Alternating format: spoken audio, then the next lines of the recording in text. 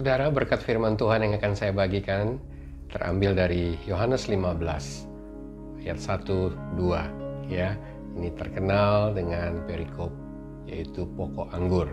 Ayat yang pertama berkata, "Akulah pokok anggur yang benar." Yesus mengatakan dialah pokok anggur yang benar dan Bapakkulah pengusahanya. Bapa pemilik kebun anggur, petani kebun anggur yang mengusahakan pokok anggur. Waktu merenungkan ini kembali, saya seperti diberikan pencerahan yang baru. Dari cerita ini kita tahu ternyata Yesus itu adalah satu-satunya pokok anggur yang dimiliki oleh Sang Bapa.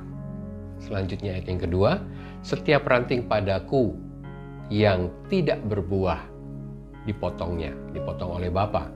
Dan setiap ranting yang berbuah dibersihkan oleh Bapa, supaya ranting-ranting tersebut lebih banyak lagi berbuah." Bapak Ibu, Saudara, kita adalah ranting. Yesus berkata, "Akulah pokok anggur dan kamulah ranting-rantingnya." Sebagai ranting, kita harus melekat kepada pokok. Dan semua kebutuhan kita disediakan atau disuplai oleh pokok. Karena itu, waktu kita melekat, kita menerima semua kebutuhan kita tercukupi. Tetapi sekali lagi, tujuan utama kenapa semua itu diberikan dalam hidup kita supaya kita menghasilkan buah.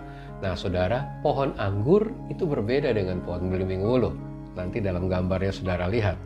Pohon anggur membutuhkan ranting untuk menghasilkan buah. Berbeda dengan belimbing wuluh, ya. Belimbing wuluh buahnya bisa langsung keluar dari pokoknya. Tidak demikian dengan pohon anggur. Peran penting Saudara dan saya.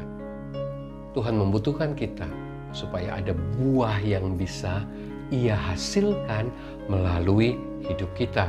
Jadi Saudara dan saya ini adalah bagian yang paling penting. Karena apa? Melalui kita, ya, Tuhan bisa menghadirkan buah yang bisa menjadi berkat bagi dunia. Nah, jika kita hanya sekedar menyerap sari makanan, diberkati, menikmati semua hal yang baik setelah kita menerima Yesus sebagai Tuhan, tetapi tanpa pernah menghasilkan buah, maka kita adalah bagian yang menjadi beban. Artinya, Saudara dan saya terima semua makanan yang bergizi, tetapi tidak pernah menghasilkan buah. Buah yang diharapkan, yang pertama yaitu buah internal. Terjadinya perubahan hidup, perubahan karakter. Manusia lama kita sudah berlalu, manusia yang baru datang. 9 buah roh semakin nyata dalam hidup kita. Tetapi tidak berhenti sampai di situ. Tuhan menginginkan buah yang sesungguhnya, yaitu buah eksternal. Buah yang terlihat dan dapat dinikmati. Dan Saudara tahu di dalam setiap buah eksternal yang sesungguhnya ada benih.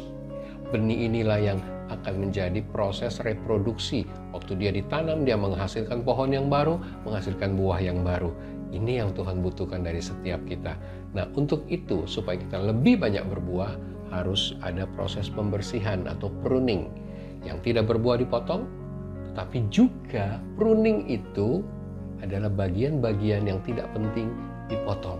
Supaya musim buah berikut dia lebih banyak menghasilkan buah. Tidak ada carang-carang yang berlebihan yang membawa banyak makanan tetapi tidak mengeluarkan buah atau membuat ya produksi buahnya berkurang. Nah, Saudara, mau dipotong, mau dibersihkan, dua-duanya alami penderitaan. Tetapi bukankah kita melekat pada pokok? Artinya sesungguhnya waktu itu dibersihkan, yang mengalami kesakitannya itu sang pokok. Karena itu firman Tuhan di bagian lain dikatakan, Dia menanggung semua penderitaan, kesakitan kita. Asal kita bisa menghasilkan lebih banyak buah. Tuhan berkati Saudara. Di renungan hari ini mengingatkan kita, Tuhan membutuhkan Saudara dan saya. Kita bagian terpenting untuk menghadirkan jiwa-jiwa yang lain untuk membawa banyak kemuliaan bagi nama Tuhan. Tuhan berkati.